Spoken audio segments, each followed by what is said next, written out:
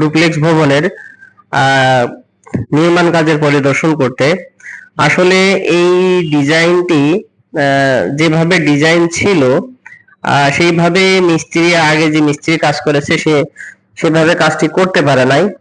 অনেক ভুল ছিল, সিঁড়িতে ভুল ছিল, এবং মানে মূল কথা ডিজাইনের সাথে তার কোনো মিলই ছিল না।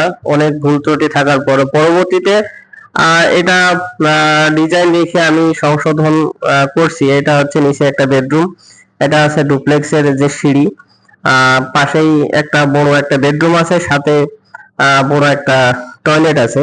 আসলে ডিজাইন ভুল করার কারণে এই রুমগুলো অনেক বড় হয়ে গেছে, এবং যে বাড়ির মালিক তারও অনেক ক্ষতি হয়েছে।